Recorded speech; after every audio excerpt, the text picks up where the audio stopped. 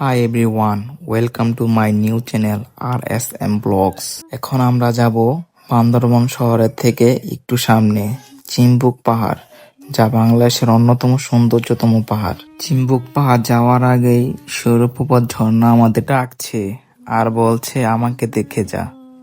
এই ঝর্ণার নামার আগেই একটি বিষাক্ত সাপের সাথে দেখা হয়। পরে এই ঝর্ণার সৌন্দর্য উপভোগ করি।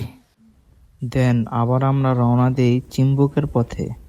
চিম্বুকের পথে যাওয়ার আগে দেখি রাস্তায় অনেক সুন্দর ফুল।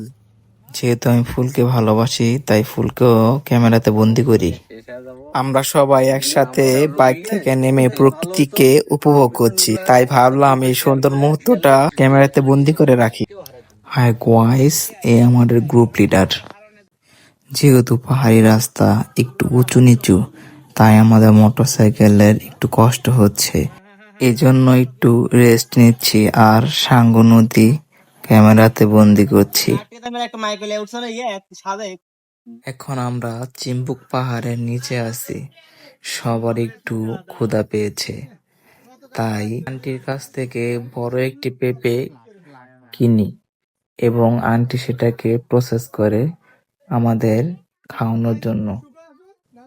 পাহাড়ি পেঁপে হিসেবে আমার কাছে অতটা ভালো লাগেনি। সিনেমাটিক শট নিতে গিয়ে হঠাৎ বিচ্ছার সাথে দেখা, তাই আপনাদের সাথে পরিচয় করে দিলাম। আমাদের সামনে প্রথমে এন্ট্রি নিচ্ছে আমাদের গ্রুপ লিডার, এরপরে আমার দাদু, এরপরে আছে বিদ্যুৎ। জনপ্রতি 20 টাকা করে টিকিট কেটে আমরা 5-7 মিনিট পায়ে হেঁটে পৌঁছে যাই কাঙ্ক্ষিত চিম্বুক পাহাড়ে।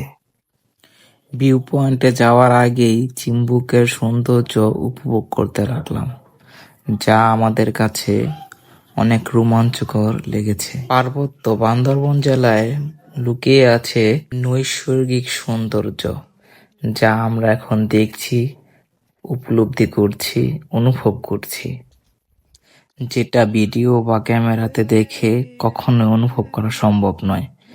কাছ থেকে দেখতে হবে, তাহলে দু চোখ জুড়িয়ে যাবে। আপনারা সবাই আসবেন, অন্ততপক্ষে বান্দরবন জেলাটা ঘুরে দেখবেন।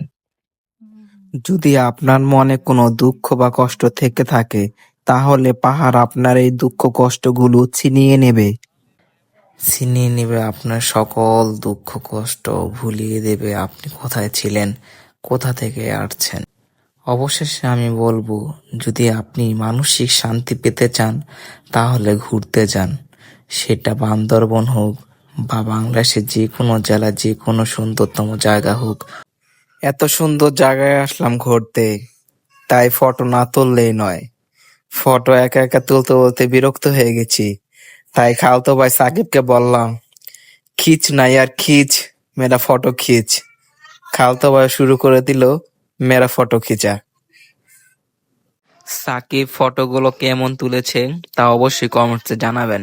ব্যক্তিগতভাবে ছবিগুলো আমার অনেক ভালো লাগে। আজকের মতো এখানে বিদায়, দেখা হবে নতুন কোনো ভিডিওতে। আলবিদা।